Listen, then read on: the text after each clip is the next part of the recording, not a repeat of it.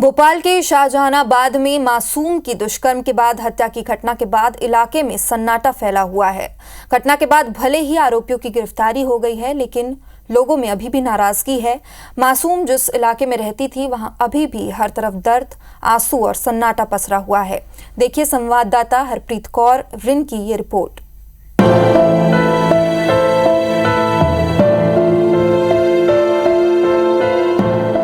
यही सजा मिले कि इनका एनकाउंटर किया जाए और या फिर इनको फांसी दी जाए। चौराहे पे फांसी दिया जाए, भले ये मैदान में आके फांसी दिया जाए। बहुत लड़की के साथ गलत किया है। राजधानी भोपाल का ये है शाहजहानाबाद इलाका। इसी इलाके की इस मल्टी में 5 साल की मासूम के साथ दुष्कर्म किया गया था और दुष्कर्म के बाद उसकी हत्या कर दी गई थी।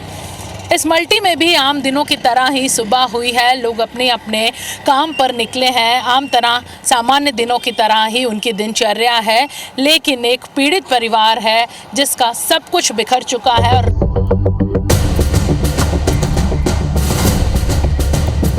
ये घर है अतुल निहारिका। अतुल वही शख्स है जिसने मासूम बच्ची के साथ दुष्कर्म के बाद उसे मौत के घाट उतार दिया। ये घर बंद है फिलहाल। तीनों जो अतुल है, उसकी माँ और उसकी बहन, तीनों को पुलिस ने गिरफ्तार कर लिया था। और देखा जा सकता है कि घर ठीक सामने है और चंद कदमों की दूरी पर यहाँ पर इस आरोपी का घर है। इसी आरोपी में उसने पूरे घटनाक्रम को अंजाम दिया था। लोग भी यहाँ पर मौजूद हैं। लोगों में भी खासी नाराजगी और लोगों को कहना है कि पहले से ही उसकी जो गतिविधियाँ थी वो संदिग्ध थी। लोगों से बात करेंगे। आप लोग पड़ोसी हैं, इसकी शुरू से ही ऐसी हरकतें थी? शुरू से ऐसी हरकत है, शुरू से ऐसी बोल। हमारे उधर भी रही थी वो, उधर से भी लोगों ने भगाई है उसको।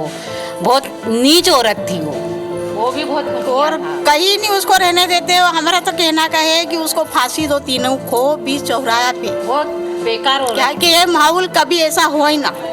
सबकी बच्ची है साथ में। लड़का भी आते जाते बताते हैं कि छेड़खानी किया करता था। यहाँ आने में महिलाएं डरती। सही बात है, ये सत्य घटना है कि इनकी नीयत खराब थी। वो हमारी मल्टी में भी रहा था तो हम लोगों ने इसे भगाया था वहाँ से।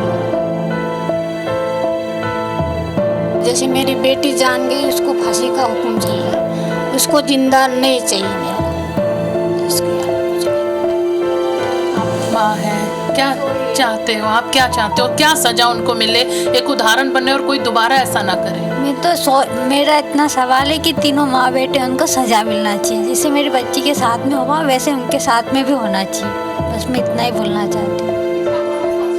बस फांसी हो जाए तो थोड़ी शांति मिल जाए।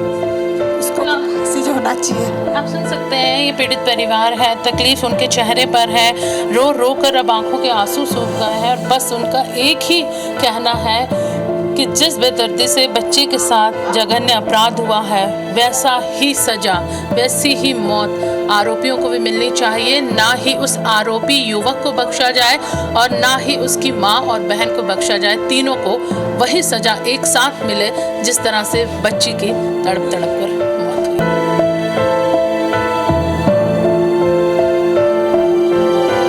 फिलहाल अब इस घटना के बाद यहाँ पर लोगों की दिनचर्या आम दिनों की तरह सामान्य है, लेकिन परिवार का हाल बेहाल है।